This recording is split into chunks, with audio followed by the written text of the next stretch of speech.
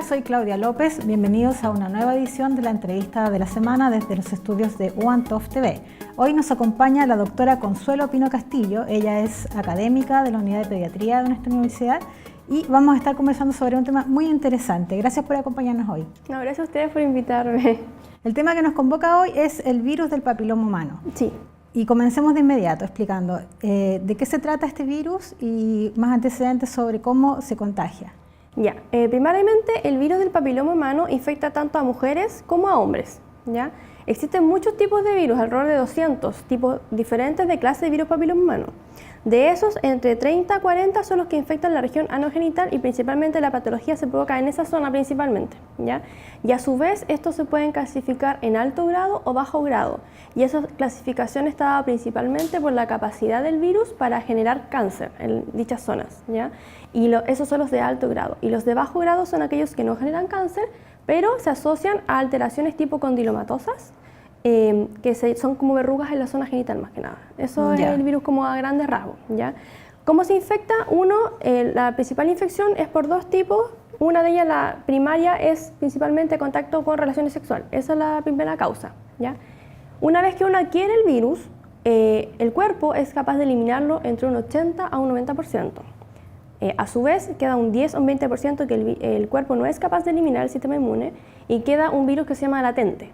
Este virus latente, a corto y a largo plazo, son los que desencadena a corto plazo las verrugas, ya sean verrugas a nivel genital, que son los condilomas, y a largo plazo los cánceres. ¿Ya? Cáncer puede provocar en la mujer cáncer de cuello uterino, que es muy importante saber que en Chile existe alta mortalidad por el cáncer de cuello uterino. Alrededor de 2 mujeres al día mueren por cáncer de cuello uterino, ¿ya? Y es lo que se hace en la pesquisa conocida como el PAP. El examen anual que tiene que hacerse en el PAP. ¿Ya? Y el problema con eso es que el PAP, yo estoy detectando, por así decirlo, ya ocurrió la infección y estoy esperando en el tiempo, por así decirlo, determinar en algún momento cuando aparezcan estas células precancerosas para evitar antes que esté el cáncer invasor. De fondo, estar al tanto. Alerta, estar como pendiente de lo que va a suceder. Eso es el PAP, por eso se toma anualmente, ¿ya? Y la diferencia con la vacuna es que uno trata de evitar la infección, o sea, está mucho antes. O sea, por así decirlo, esta es una vacuna a grandes rasgos que previene el cáncer. Por eso su importancia. Este virus tiene un componente social también, porque hay mucho estigma sobre eso y además porque se contagian, en el fondo, las mujeres son las que más comúnmente se enferman. Las mujeres, como recién referí, afecta tanto a mujeres como a hombres. Por ejemplo, en mujeres, como ya dijimos, el cáncer de cuello uterino, que es el más frecuente, pero también puede generar cáncer de vulva, cáncer de vagina, cáncer de la región anal, y en hombres puede generar también cáncer de pene, y por el tipo de relaciones sexuales también puede generar cáncer a nivel de la orofaringe, y también puede desencadenar a corto plazo estos condilomas que dijimos en diferentes zonas del cuerpo, y en la región genital son los condilomas clásicos. ¿Hay alguna forma de prevenir el contagio? En la prevención principalmente es el uso de preservativo, ya, al igual que toda enfermedad de transmisión sexual, pero no la previene 100%, porque no existe el contagio solamente por penetración. También existe contagio, por ejemplo, de contacto, por ejemplo, en las manos con zona genital, de la zona bucal. Entonces el contagio se puede dar por muchas cosas. Entonces, si no es cierto, uno le dice a las personas jóvenes, a los adolescentes que se protejan y todo, porque existen otras enfermedades de transmisión sexual, como por ejemplo VIH, ¿ya? No la previene 100%. Entonces, pese a que uno haga campañas de protección, yo sé que no lo voy a proteger 100%. Por eso se desarrolló esta vacuna, que en Chile en particular existe un grupo etario específico al cual está abocado el ministerio. Es importante el tema de la vacuna desde que se comienza a aplicar, porque en el fondo lo que hace es prevenir o sea, actuar antes de que sí, lo que yo estoy haciendo es una etapa temprana. O sea, viene el virus, ataca las células, que son las que conforman diferentes partes del cuerpo, según lo que ya mencioné, y lo que hace la vacuna es generar una respuesta inmune. La vacuna lo que hace es simular un virus, así como todas las vacunas, ya sean virus o bacterias, pero lo que hace esta vacuna en particular, simula ser el virus y hace una respuesta inmunológica. Entonces, cuando yo estoy expuesta al virus, la elimina rápidamente el cuerpo. Y no queda esta latencia del 10-20%, sino mucho menos, o de entrada no genera esta cronicidad en el organismo. ¿Y quiénes son las personas que se pueden aplicar esta vacuna? Bueno, esta vacuna, según el calendario ministerial actualmente, son las niñas, ¿ya?, de cuarto y de quinto básico, y los hombres todavía no, ¿ya? Pero la campaña va abocado a ese grupo, principalmente por lo que mencioné, porque para nosotros en nuestro país el cáncer cervicuterino todavía es un tema muy importante. Y la pesquisa con el PAP, en algunas veces, algunas tempranas, pero la mayoría es tardía, principalmente por eso, porque yo estoy detectando ya una enfermedad que ya está en un proceso quizás más avanzado, ¿ya? Otra pregunta que me hacen bastante es si después de tener esta vacuna a lo mejor no voy a tener que tomarme el PAP. Ya, eso no es así, uno tiene que igual continuar con el PAP, porque más adelante vamos a hablar de los serotipos de vacunas que protege, pero no protege contra el 100%.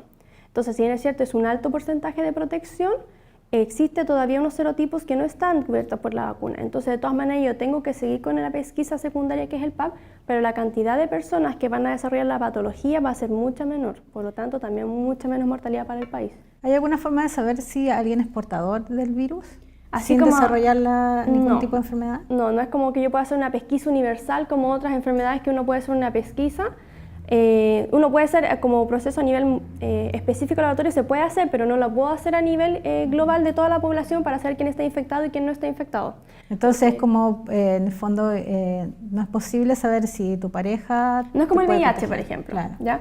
El VIH yo claramente, si tengo VIH, lo voy a tener siempre. ¿Ya? Esta condición no, porque como existíamos esta modalidad que existen como muchos serotipos, alrededor de 30, 40, yo por ejemplo me hago el examen hoy día, salgo negativo, suponiendo que estoy estudiando la infección a nivel celular.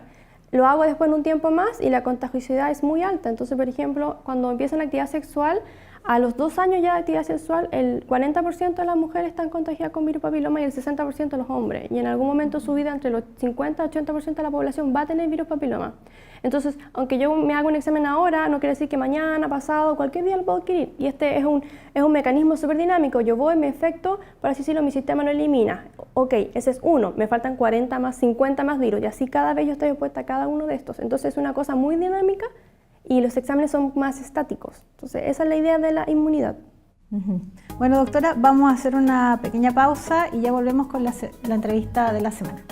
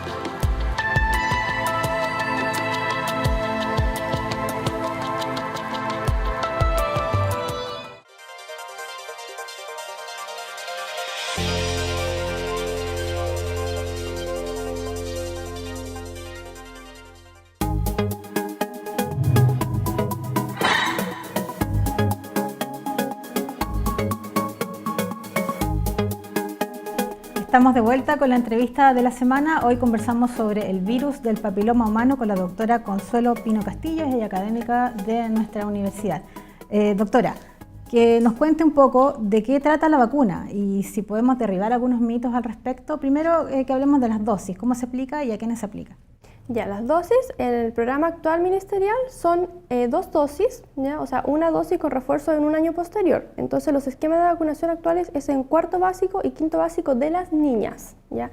Aquellos que se vacunaron el año pasado, porque esto partió ya hace el año anterior, le corresponde la dosis que sigue. Por ejemplo, si estaba en 5º, le corresponde ahora la dosis que está en 6º, ¿ya?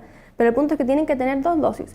Ese esquema de 2 dosis está estudiado y aprobado en aquellos niños que son menores de 14 años. Por ejemplo, si mi niña no está dentro del programa y yo la quiero vacunar, se puede vacunar, pero ahí ya son 3 dosis, no son 2 dosis. Cuando son mayores de 14 años. ¿Ya?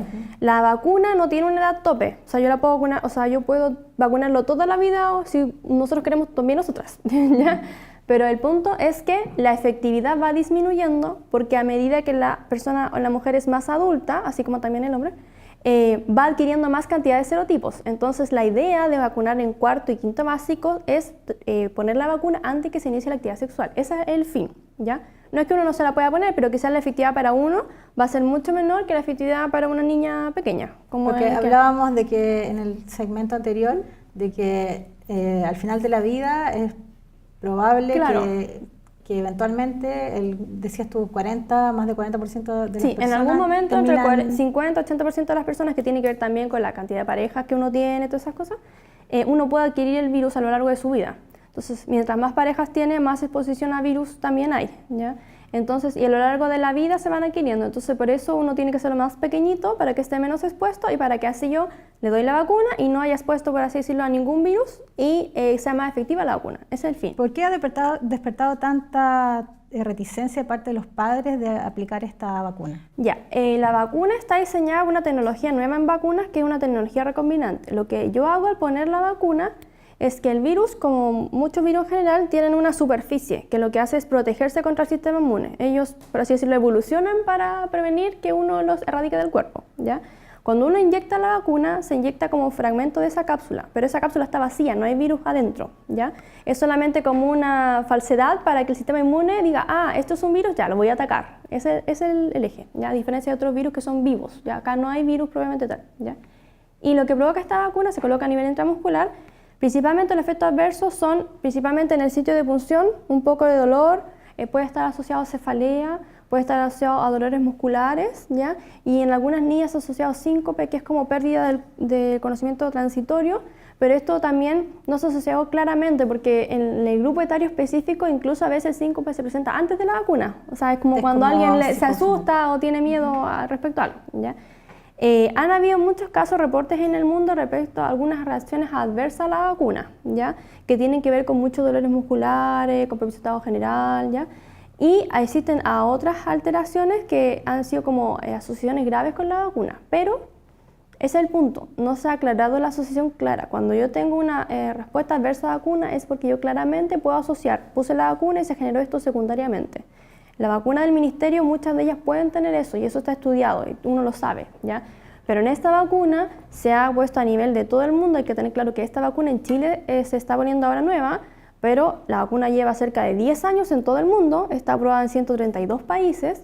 En algunos países ya desarrollados se coloca en mujeres y en hombres. Nosotros recién empezamos con la vacunación de las niñas, ¿ya? Porque se sabe que se transmite en ambos sexos, ¿ya? Y tiene complicaciones en ambos sexos, ¿ya? No se ha asociado, por ejemplo, en Chile hay casos reportes muy aislados. Entonces, si uno compara la cantidad de volumen de gente vacunada en el mundo y en el país y la cantidad de efectos adversos que no se logra una asociación clara, todas las sociedades científicas han hecho estudios y ninguna ha podido aclarar esa asociación. Por ende, esa asociación no está clara entre la vacuna y estos efectos adversos como malos que la gente ha leído en Facebook, en Internet. Entonces, la idea es que se informen en una fuente que sea fidedigna, porque uno tiene que saber que en Internet uno puede publicar cualquier cosa, no tiene ningún filtro. A mí lo que se me ocurra puedo publicarlo, ¿ya? Entonces, existen, por ejemplo, en la página de SOCHIPE, que es la Sociedad Chilena de Pediatría, existe un comunicado que fue una asociación entre la Sociedad Chilena de Pediatría, la Sociedad Chilena de Ginecología y la Sociedad Chilena de Infectología. Hicieron un comunicado para que la población básico son preguntas y respuestas respecto a los papitos que tienen dudas y salen muchas cosas de las que conversamos. Si en la sociedad www.sochipe.cl, es la Sociedad Chilena de Pediatría. Hay un comunicado respecto a eso con todas las dudas que son muy parecidas a lo que hemos conversado ahora, pero ahí con mayor calma la persona lo puede leer. Podríamos decir entonces que es una vacuna segura. Es una vacuna segura. Y que previene eventualmente la ocurrencia del cáncer del cuello. Se considera así, que es una vacuna que previene contra el cáncer. Esa es la idea de la vacuna, que la gente tiene que quedarse en su mente, porque para eso es. ¿Cómo enfrentamos entonces esta campaña que hay? Porque hay muchos grupos antivacunas. Eso no es solamente en vacunas virus papiloma, eso es en todas las vacunas, ¿ya? ¿Cómo hacer para informar a la gente sobre los beneficios de aplicar esta vacuna en específico? O sea, lo que hemos tratado de hacer en la universidad es eso. Por ejemplo, El otro día fuimos a una charla en un colegio para lo mismo, pero más expositiva, con figuritas y cosas así, para que les quede claro visualmente, porque a veces cuando uno habla como que no se entiende, pero cuando uno lo muestra es más claro. Fuimos a una charla educativa, el otro día tuvimos una entrevista de radio muy similar a esto, ahora estamos filmando, entonces la idea es difundir, pero con evidencia clara y dura. El único problema es que en este tipo de instancias, por ejemplo, la gente no puede preguntar, pero por ejemplo en las charlas de colegio las mamás preguntan mucho y son muchas dudas que la gente tiene y uno feliz de resolverlas. Entonces, importante que se informe tanto a los papás como también a las niñas, ¿no? Sí, acá las niñas, o sea, el papá, si bien es cierto, tiene que tener la mejor información fidedigna para poder decidir lo que va a hacer con su niña, ¿ya? Pero hay que recordar que las vacunas en general son políticas de salud pública, ¿ya? Entonces existe, por así decirlo, cierta obligatoriedad en las vacunas, porque yo no estoy solo protegiendo a mi hija, ¿ya? Existen vacunas, algo muy conocido que se llama inmunidad rebaño. ¿Qué quiere decir? Que yo puedo proteger a alguien no vacunado vacunando toda la población. Me refiero a que protejo a alguien no vacunado que no está en el grupo objetivo de la vacunación, ¿ya? Y eso es una política de salud pública, o sea, yo protejo a quien no se vacuna, pero si a mí me disminuyen las tasas de vacunación, yo no puedo proteger tampoco a este grupo externo. Entonces, por eso al país está muy complicado el gobierno en esta parte de que estas campañas antivacunas, porque no es solamente para virus papiloma, existen papás que no quieren vacunar a sus niños con todas las otras vacunas. En general. Y la gente, claro, está muy pro antivacunas, pero es porque, por ejemplo, la gente actualmente en el país no conoce la polio, que en los países como India todavía es endémico de la zona. Hemos tenido casos de sarampión que son exportados, o sea, gente de otros países, que los países principalmente desarrollados son los que se ponen a las vacunas, que vienen a nuestro país, no se vacunan en su país, adquieren el virus y vienen y lo contagian acá en esta población que no se ha vacunado, que es susceptible. Bueno, ahí hay una misión también de nosotros como universidad de fomentar la difundir educación, y fomentar sí, la eso es lo más educación. importante. Sí, porque yo no puedo culpar a un papito que elija no vacunar a su niña porque leyó algo en internet, porque yo no puedo pensar que el papá siempre va a querer elegir lo mejor para su hijo, eso es obvio, ¿ya? Entonces, pero el punto es que entregarle las herramientas para que ese papá pueda elegir de la mejor manera posible y elegir lo mejor para su hijo, ¿ya? Entonces, eso es una misión de nosotros como educadores. Bueno, doctora, se nos hizo muy poco el tiempo. De hecho, nos quedó harto tema porque es un asunto muy interesante y además muy importante porque nos afecta directamente. Sí. Queríamos agradecerle por habernos acompañado hoy y a nuestros televidentes nos vemos en una nueva edición de la entrevista de la semana. Muchas gracias a ustedes.